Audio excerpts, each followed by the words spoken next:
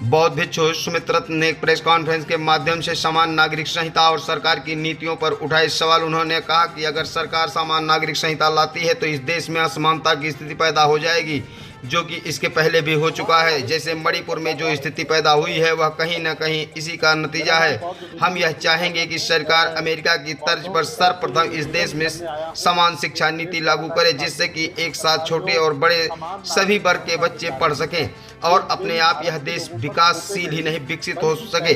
सरकार को अगर इस नीति को लागू करना है तो सर्वप्रथम सभी वर्गों से जाकर उनकी राय जाननी होगी। तो आइए चलते हैं खबरों के विस्तार में और सुनते हैं क्या कुछ खास कहा सुमित रत्न ने। मेरा नाम बौद्ध भिक्षु सुमित रत्न है। मैं बौद्धों की तरफ से ये निवेदन करने आया हूँ इस प्रेस वार्ता के माध्यम से कि सरकार जो समान नागरिक संहिता बिल ला रही है, ये बिल भारत के लोगों पर थोपे नहीं, बल्कि पहले जो लोग असहाय महसूस कर रहे हैं, असुरक्षित महसूस कर रहे हैं, भारत के धार्मिक अल्पसंख्यक लोग, चाहे वो बौद्ध हों, ईसाई हों, जैन हों, मुसलमान हों या अन्य और लोग हों, लिंगायत हों, इन लोगों को बुला करके आपसी मशवरा, चर्चा, परामर्श, सहमति की जाए, इसके बाद बिल बनाया जाए।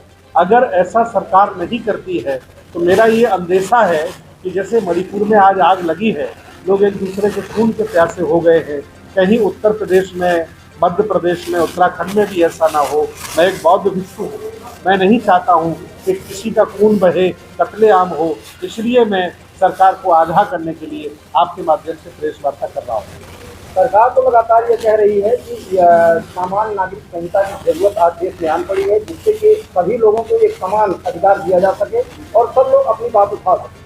ये पहली बार आज नहीं हो रहा है कि आदरणीय नरेंद्र मोदी जी के नेतृत्व में समान नागरिक संहिता बिल लाया गया है। जब यहाँ नेहरू जी प्रधानमंत्री थे उस समय भी समान नागरिक संहिता बिल लाया गया था। पूरे देश के धार्मिक अल्पसंख्यकों ने विरोध किया था, बहुत बुरी स्थिति हो गई थी, इनको बिल वापस लेना पड़ा था। संविधान में बाबा साहब डॉक्टर अम्बेडकर, उनके सहयोगियों ने ये स्पष्ट किया है कि जब आपको ज़रूरत पड़े समान नागरिक संहिता बिल ला करके भारत में समान कानून ला सकते हैं। लेकिन सरकार से मैं निवेदन कर रहा हूँ कि समान नागरिक संहिता बिल लाने से पहले तमाम असमानताएं भारत में हैं। जो सबसे बड़ी असमानता है समान शिक्षा। गरीबों के लिए अलग शिक्षा है, अमीरों के लिए अलग शिक्षा है। सरकार समान शिक्षा क्यों नहीं कर देती अमेरिका की तर्ज पर? एक चपरासी का बच्चा भी स्कूल में पढ़ेगा, डीएम का बच्चा भी पढ़ेगा, मुख्यमंत्री का बच्चा भी पढ़ेगा। देखिए भारत की तरक्की हो जाएगी। लेकिन सरकार अपने निजी स्वार्थ में बड़े लोगों को खुश करने के चक्कर में समान शिक्षा नहीं कर रही है। जो संविधान में 1 साल से लेकर 14 साल के बच्चे को सरकारी शिक्षा देने का प्रावधान है। जब समान शिक्षा आप नहीं कर पा रहे हैं तो समान नागरिक संहिता बनाकर के आप क्या करेंगे? ये फर्जी है, ये ड्रामा है। और अगर आप करना भी चाहते हैं तो सहमति करिए, आप परामर्श लीजिए, सबकी आम सहमति बनाइए, फिर आप बिल बनाइए, हम आपके साथ हैं। अभी आप वार्ता के दौरान आपने कहा कि मणिपुर जैसी हिंसा, तो मणिपुर जैसी हिंसा पर आप क्या कुछ कहना चाहते हैं? क्योंकि जिस तरीके से वहाँ की महिलाओं को नग्न किया गया और उनकी इज्जत पे हाथ डाला गया, क्या इस देश में ये उचित है? देखिए, भारत को हम भारत माता कहते हैं और भारत माता को अगर कोई नंगा करता है तो ये भारत के लोगों के लिए गर्व की बात नहीं है, शर्म की बात है। और वो भी माँ, सबकी माँ है, सबकी बहन है, सबकी पत्नी है। ये इस तरह का जघन्य अपराध संविधान इजाज़त नहीं देता, मानवता इजाज़त नहीं देती और मैं भी इजाज़त नहीं देता।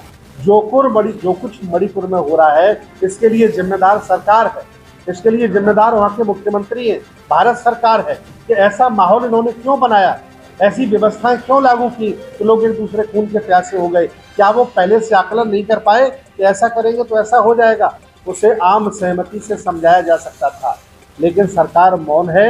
मैं इसका घोर निंदा कर रहा हूँ, ये मानव होने के नाते घोर निंदा कर रहा हूँ। हो सकता है किसी को अच्छा लग रहा होगा, ये उनका विषय है, लेकिन भारत शर्मसार हो रहा है। पूरी दुनिया में भारत की बेइज्जती हो रही है और हर जिंदा आदमी को शर्म महसूस हो रही है।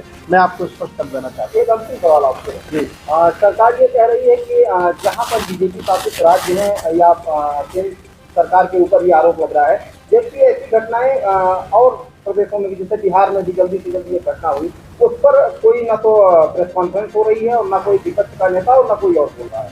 देखिए, सरकार अगर ऐसा कह रही तो सरकार को जानकारी नहीं है।